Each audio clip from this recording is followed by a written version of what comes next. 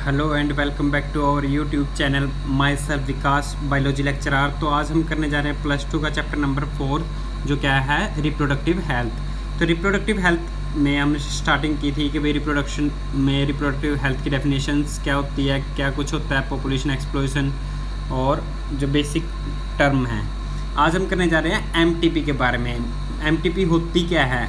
M means medical, T means termination of pregnancy, यानी pregnancy को रोकना, वही क्या कहलाएगी? एमटीपी। तो इंटेंशनली या वॉलेंट्री, यानी जानबूझकर कह लो, या वॉलेंट्री यानी अपनी इच्छा से। टर्मिनेशन ऑफ प्रेगनेंसी, प्रेगनेंसी को रोक देना बिफोर फुल टर्म, कि भी पूरी तरह से विकसित होने से पहले, इसी को क्या कहेंगे हम? MTP, medical termination of pregnancy, यानी क्या करा देना? गर्भपात करा देना, यानी क्या किससे पहले? 9 मंथ का पूरा डेवलप होने से पहले क्या कर दिया? उसकी एमटीपी कर दी, जिसके कारण से वो क्या हुआ? फुली ग्रोथ नहीं कर पाया। और इंड्यूस एबॉर्शन, उसको क्या कह देते हैं? एबॉर्शन भी कहते हैं, कॉमन वर्ड सुना होगा। तो nearly 45 to 50 million MTP are perform in all over the world per year. क्या है? अगर एक एवरेज देखें तो 45 to 50 मिलियंस इतने सारे अबॉर्शन होते हैं पूरे वर्ल्ड वाइड में। एंड वाइल द अकाउंट अगर देखा जाए टोटल तो 1/5 है, 5वां हिस्सा है, 5 में से एक क्या होता है? प्रेगनेंसी के टाइम में अबॉर्शन करा रहे हैं। ठीक है, यानी total number of conceive pregnancy in the year, in a year. Obviously MTP has significant role, medical termination pregnancy का एक फ़ायदा भी है जो क्या कर देता है? In decreasing the population. फ़ायदा क्या है कि भाई अबॉर्शन करा रहे हैं या उससे क्या हो रहा है? पॉपुलेशन कम हो रही है। Though it is not mean for that purpose, लेकिन जो एमटीपी है ये पॉपुलेशन को डिक्रीज करने के लिए नहीं बनाई गई थी। तो किस चीज़ के लिए बनाई गई थी? वेदर टू एक्सेप्ट, कि भाई इसको ग्रहण करने के लिए, या लीगलाइज्ड कानूनी तौर पे। MTP is not being debated open in many countries due to emotional, ethical and religious and socially issue involve in it. तो ये कह रहे हैं कि भाई जो मान लो हम इसको एक्सेप्ट कर रहे हैं या नहीं करते, इसके लिए अगर मान लो वाद विवाद हो रहा है या किसी से भी मतलब इस बात पे टॉपिक उठाते हैं, तो ये क्या करें? अपॉन इन मैनी कंट्रीज, जो बहुत सारे देश हैं, ड्यू टू उनके क्या है? इमोशनली तौर पे लगा लो, नैतिक, एथिकल मीन्स नैतिक तौर पे लगा लो, रिलीजियस मतलब धार्मिक तौर पे लगा लो। तो ये क्या करें हैं? एंड सोशली, इसी सामाजिक पहलू जो है इन्वॉल्व इन इट, इन सभी बातों को ध्यान रख के इस पर डिबेट की गई थी, यानी वाद विवाद हुआ था। तो government of India legalised MTP, जब गवर्नमेंट ऑफ इंडिया ने क्या किया है? मेडिकल टर्मिनेशन ऑफ प्रेगनेंसी को 1971 में विद सम स्ट्रिक्ट कंडीशन, इसको क्या कर दिया? कानूनी तौर पे कुछ कंडीशंस दे दी कि भाई टू अवॉइड इट्स मिसयूज, कि भाई इसका मिसयूज ना हो और इसका यूज़ करें। तो एमटीपी का यूज़ क्या होता था? देखो कि भाई किस चीज़ के लिए होता था? देखो जो बच्चा बोर्न डेवलप हो रहा है ना, जैसे तो first month, second month, third month, तो एक तो इसका यूज़ होता था कि भाई उस टाइम में क्या कर देते थे कि भाई चाइल्ड का देखते थे सेक्स की डिटर्मिनेशन, कि भाई लड़का है या लड़की है। और दूसरे क्या करते थे? उसमें से मटेरियल लेके फीटस के अंदर वाला, और फिर क्या कर देते थे? चेक करते थे कि भाई कोई जेनेटिक डिसऑर्डर तो नहीं है। लेकिन क्या गवर्नमेंट ने इसके लिए लीगलाइज किया था, लेकिन क्या करने लगे? अब इसका मिसयूज होने लगा। Such restrictions are all the more important to check, कि भाई ये जितनी भी बाधाएं दी गई थी या मतलब सुझाव दिए गए थे, मोर इम्पोर्टेंट जो ज़्यादा महत्वपूर्ण थे किस चीज़ के लिए? चेक करने के लिए इनडिस्क्रिमिनेट, अविचारपूर्ण और लीगली फीमेल फिटिसाइड्स, जो फीमेल का भ्रूण है, which is reported to be high in India. तो सबसे ज़्यादा क्या थी? इंडिया में इसकी रेट थी। तो एमटीपी क्यों यूज़ करते हैं? Obviously the answer is to get rid of unwanted pregnancy, कि भाई जो मेडिकल टर्मिनेशन ऑफ प्रेगनेंसी का यूज़ क्यों कर रहे हैं? ताकि किससे? अनवांटेड, अनचाहे गर्भावस्था से बचाव के लिए। आइदर ड्यू टू काजुअल, ये किस कारण से हो सकता है? या तो अनप्रोटेक्टेड इंटरकोर्स, कि भाई सेक्स के दौरान क्या करें? अनप्रोटेक्टेड मतलब जो प्रोटेक्शन के लिए जो मटेरियल यूज़ करते हैं उनका यूज़ ना करना, या तो पिल्स या कॉन्डोम इस चीज़ का ना यूज़ करने के कारण से, या फेल्यूर ऑफ कॉन्ट्रासेप्टिव्स में जो भी यूज़ करते हैं, चाहे उसमें मेडिसिन्स आ गई या आपके बैरियर मेथड में कंडोम आ गए। तो ये सारी क्या नहीं हो रहे, यूज नहीं हो रहे ड्यूरिंग दी कॉटियस यानी सेक्स के दौरान या रेप के दौरान। MTP are also essential certain cases की भी MTP की आवश्यकता कुछ केसेस में जरूरत होती है, where the contribution of pregnancy, जहाँ पे क्या कर रहे हैं, pregnancy could be harmful even fatal, खतरनाक हो सकता है या घातक हो सकता है, आइदर टू द मदर, या तो मदर के लिए या फिटस या बच्चे के लिए या दोनों के लिए। तो इस कारण से हम क्या कर रहे थे, MTP का यूज कर रहे थे। तो MTP is consider relatively safe during the first trimester, कि भाई MTP को कब सेफ बताया गया, स्टार्टिंग के 3 महीने वाले ड्यूरेशन में, that is up to 12 weeks, यानी एक मंथ में क्या हो गए, 4 वीक लगा लो, 4 या 12, 12 वीक्स के अकॉर्डिंग। फिर उसके बाद कहता है of the pregnancy, second trimester मतलब छठे महीने तक की बात करें तो abortion is much more riskier.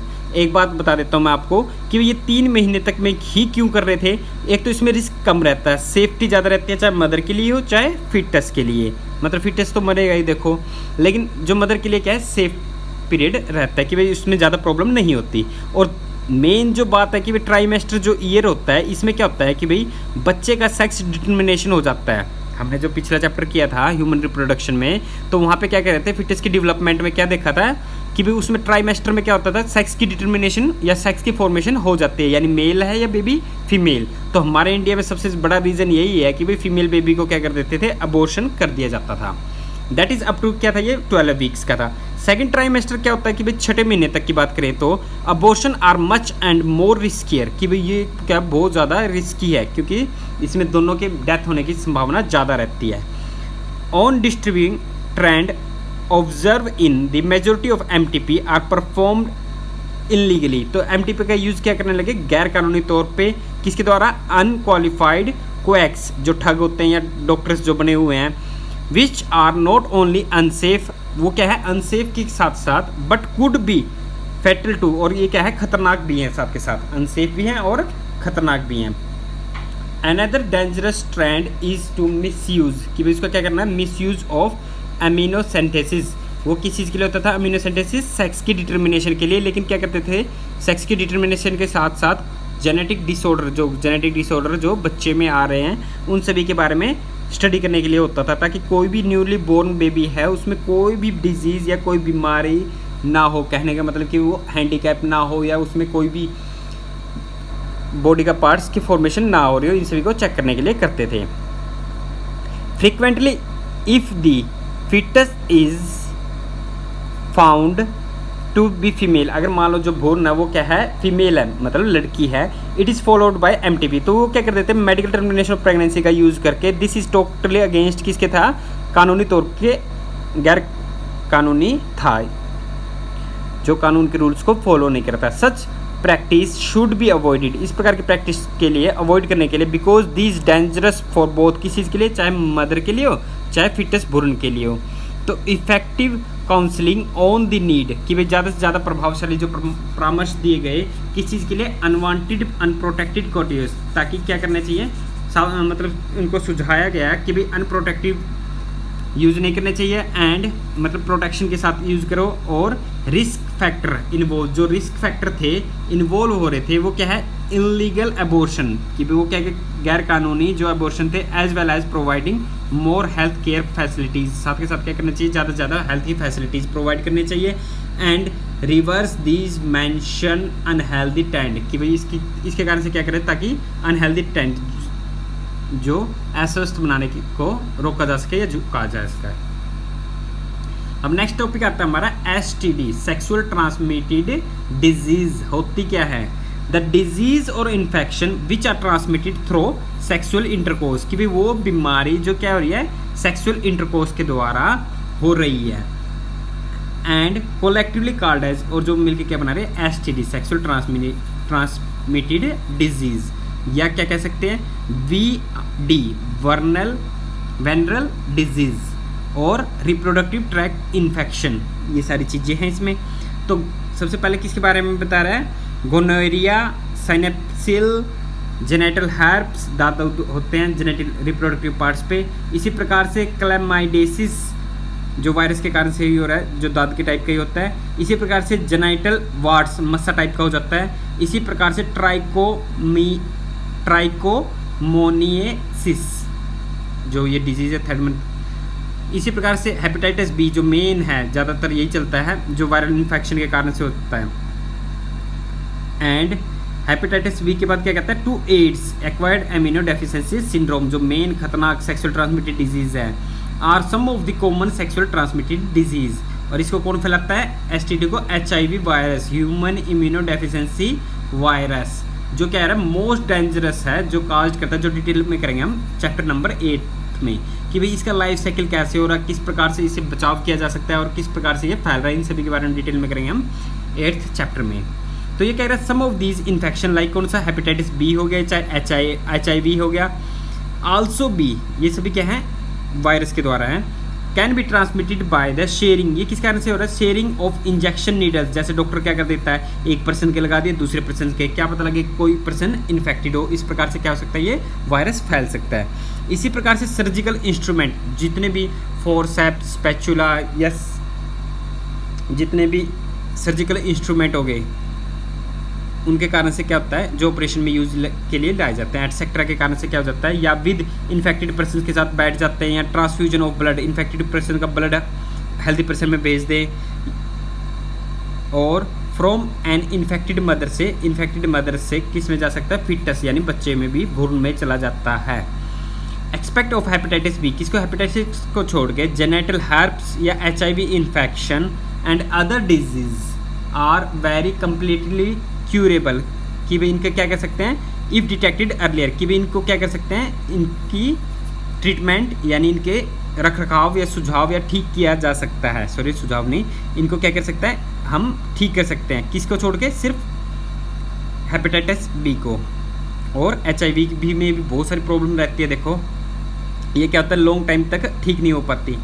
If detected earlier and treated properly, इनको क्या कर सकते हैं, अच्छी तरह से ट्रीट कर सकते हैं। Earlier symptom of the most of these minor, जो क्या है, शुरुआत के जो सिम्टम्स होते हैं, लक्षण होते हैं, जो क्या कहते हैं, of these minor and including itching, जिसके कारण से क्या होता है, शुरुआत में क्या होता है, खुजली होती है, या फ्लूइड डिस्चार्ज, जो फ्लूइड निकलता है, वाटरी सब्सटेंस हो गया। इसी प्रकार से स्लाइटली पेन, थोड़ा बहुत पेन रहता है बॉडी पार्ट्स में, और इसी प्रकार से स्वेल्विंग, सोजिश आ जाती है उस जेनेटल ऑर्गन में, etcetera in the genital region यानी रिप्रोडक्टिव पार्ट्स पे। इन्फेक्टेड फीमेल्स में often be asymptomatic and hence may remain undetected for a long time, कि भैया क्या कह रहे हैं, इन्फेक्टेड जो फीमेल है वो क्या कह रहे हैं, मे ऑफ्टन बी एसिम्प्टोमेटिक, यो क्या रही है, स्पर्शमुखी, मतलब एक दूसरे के टच के कारण से या उसके कारण से क्या रहते हैं, वो अनडिटेक्टेड, उसके बारे में पता नहीं लग सकता लंबे टाइम तक। और उसका कब पता चलता है, जब उस पर ये इन्फेक्शन ज़्यादा हो जाता है, फिर पता चलता है। अब्सेंस और लेस सिग्निफिकेंट, कि भाई कमी कह लो या less significant symptoms in the earlier stages of infection and social stigma attach to the sexual transmitted disease, कि भाई ये क्या करें, एब्सेंस या तो कमी होना, या लेस सिग्निफिकेंस या कम सिम्टम्स जो लक्षण हैं इन द अर्लियर स्टेज, शुरुआत की जो स्टेज में है, infection and social stigma attach to the sexual transmitted disease के साथ होती है। इसको क्या करना चाहिए, रोकने के लिए, debtor the infected person from going for timely detection, कि टाइम टू टाइम पता लगाए, एंड प्रॉपर ट्रीटमेंट उसका ले लेना चाहिए, यानी हॉस्पिटल से उपचार कर लेना चाहिए। इसी STD को STI भी कहते हैं, सेक्सुअल ट्रांसमिटेड इन्फेक्शन, अब नाम चेंज कर दिया गया है, इन्फेक्शन कह देते हैं।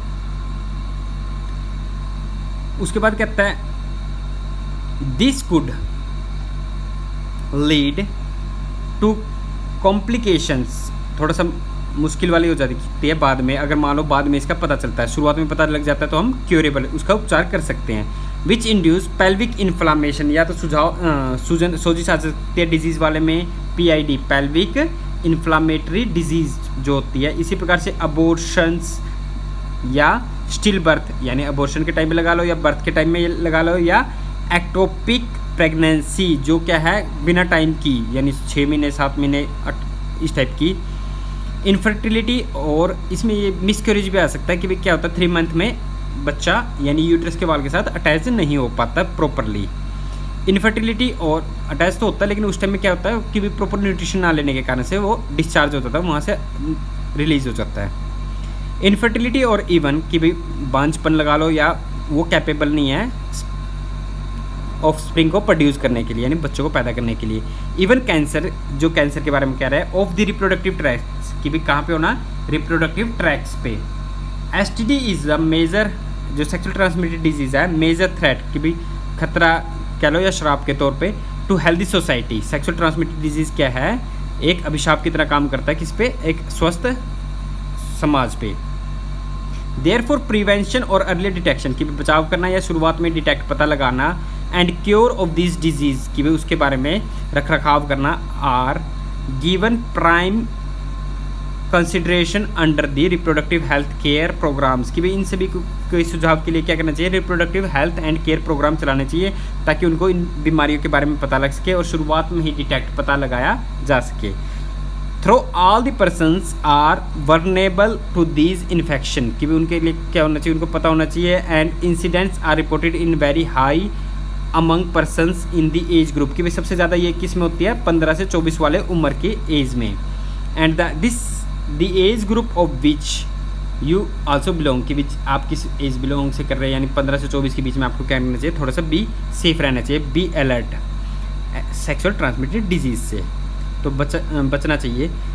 There is no reason to panic because prevention is possible कि भाई यहाँ पे कोई कारण नहीं है जिसके कारण से क्या हो रहा है, प्रिवेंशन जो बचाव हो सके,